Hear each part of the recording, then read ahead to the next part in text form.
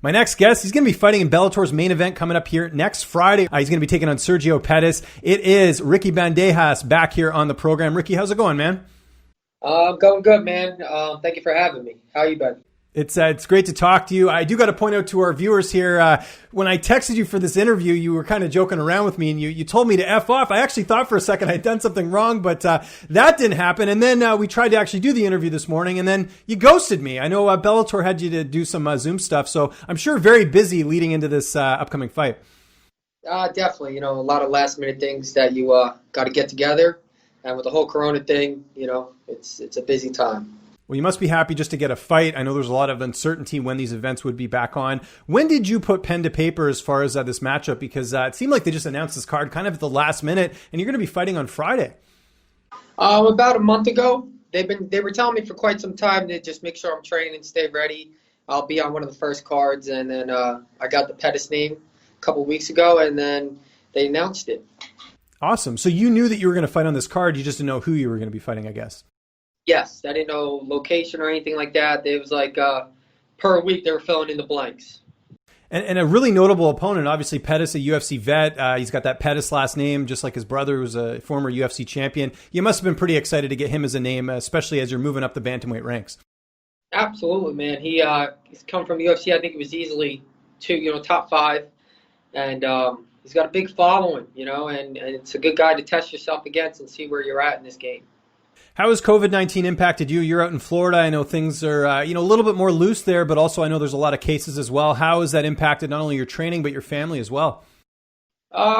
Training, not so much now, but in the beginning, they shut the gym down. It was tough to get there. Once they opened up the gym, everybody was back at it. Me and my family haven't been affected at all, personally, thank God.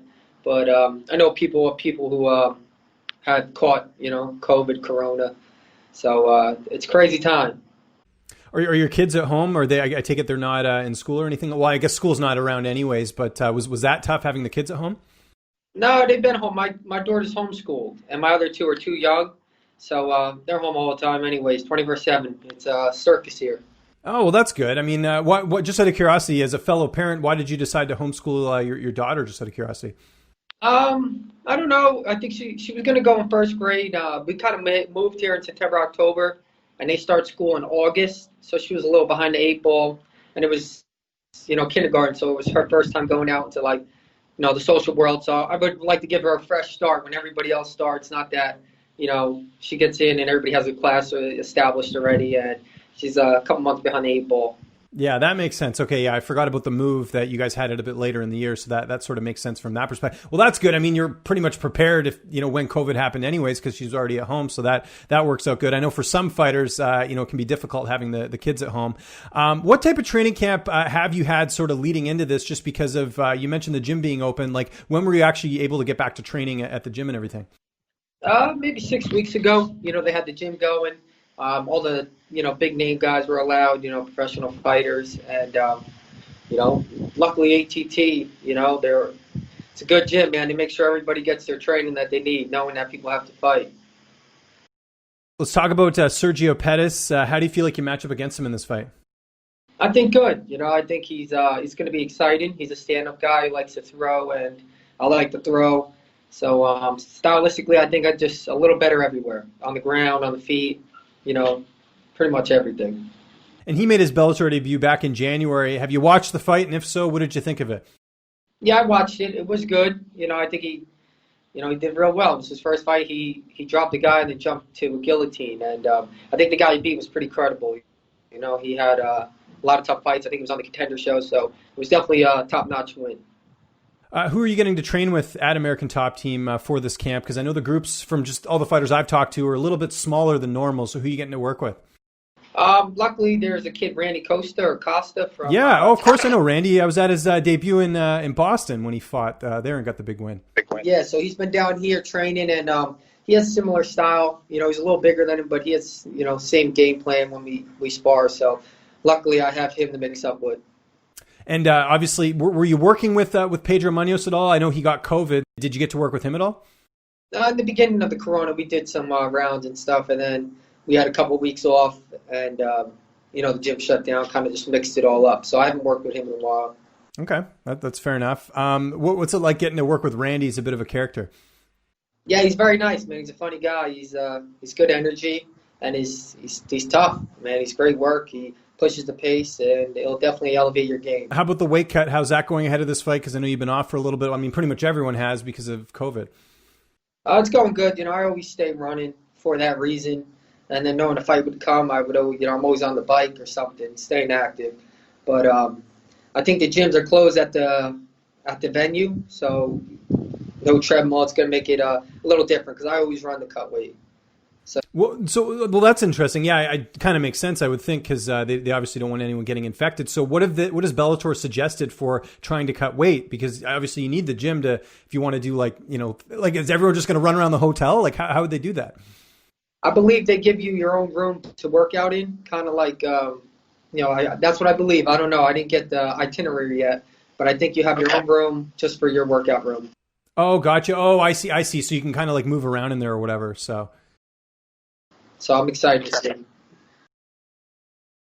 As far as your corner for this fight, who's going to be in the cage with you that night? Mo's coming and my dad.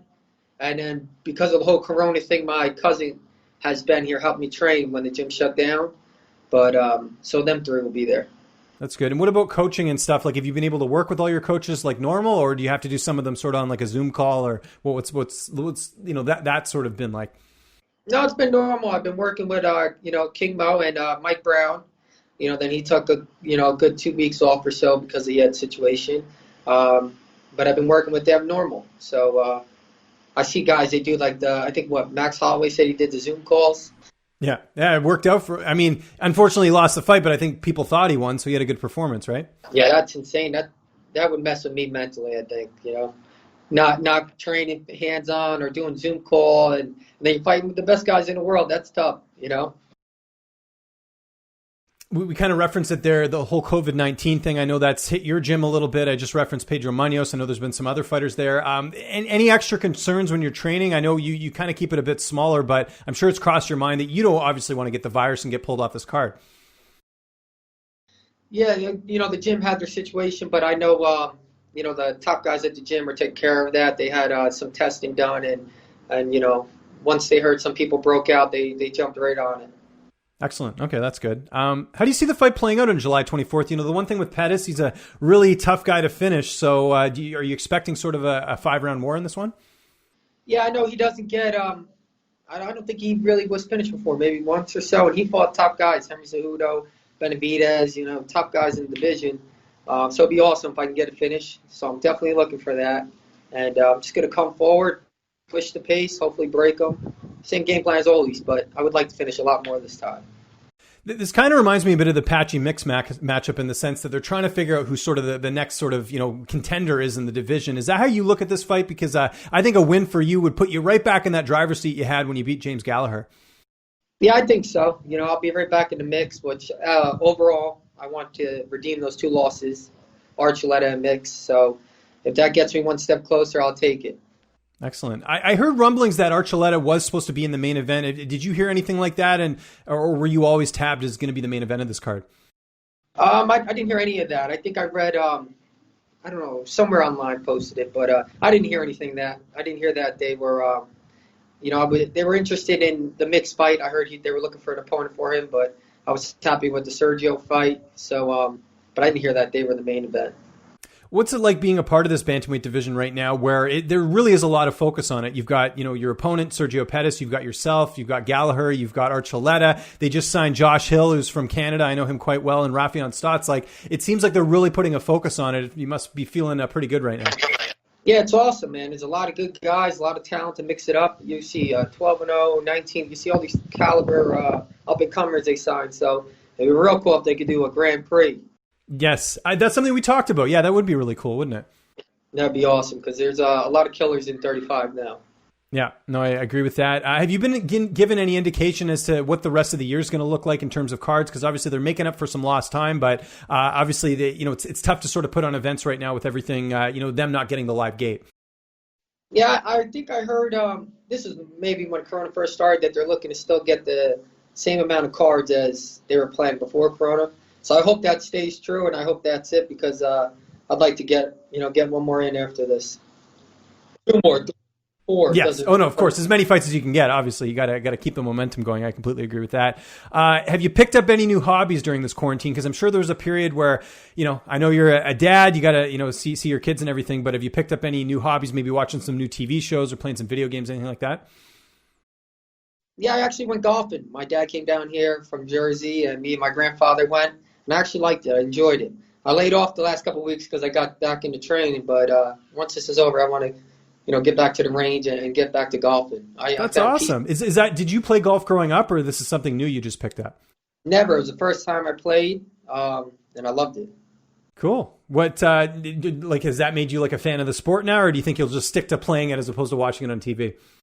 I don't know if I'll watch it. I checked out a couple YouTube videos on how to hit the golf ball, but it's tough. It's tough. I played like maybe a month or two ago. I think before, actually it might even been before that, before COVID, but I hadn't played in years and I was terrible. And it really is one of those, like, it's not even how hard you hit it. It's all about the technique.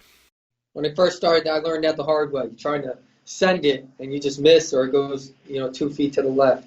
But once you get it down, it's fun. Is there any other golfers at ATT that you know of? No, none that I know. I'm sure everybody gets out there, but I don't know any personally. I know, in the UFC, Calvin Kattar and Rob Font, they're like really big into golf. I don't know if you knew that or not. I'm sure Randy Costa would probably tell you some stories because he's around those guys every now and then. Yeah, I believe that was his training partners prior to, right? Yeah, I think so. Yeah, I think back home or whatever. So it's kind of interesting just to hear, that fighters have other interests in other sports, which is really cool. And I know with golf, I mean, it can be a little bit stressful, but it's also nice to get out on the course and get in some sunshine, right? Absolutely. I'm a spaz, man. I'm always on like 100 miles an hour. So when I went golfing, it was you slow it down. It was a little more relaxing. Last question before I let you go. So we talked about sort of the implications of this. How do you see sort of, your career going forward here? Like if you get the win here, do you think it's maybe one more, like especially a finish and then maybe a title shot? Or have you sort of thought about that yet? Not looking past Pettis, but I'm sure you're looking at that 135-pound title. Yeah, I'm definitely not looking past him, but I know a win here would really help. He has a huge following. He's got a lot of steam behind him. And the belt becomes, I always say, like, that's my end result, it'd be great, but I'm not going to sit and wait or hope I'm next. I just want to fight the biggest names, the best guys, and just get the wins. Ricky, always a pleasure, man. Glad to hear everyone's doing well, your family and all that. And glad to see you got out and played some golf, too, during these stressful times. So that's really cool. It's coming up here July 24th. It is Bellator 242. Anyone you want to thank, any sponsors, any social media, the floor is yours. No, just my teammates at the gym, my management, Apex Sports. I think that's pretty much it. Thank you guys for support, and thank you for having me. I really appreciate it.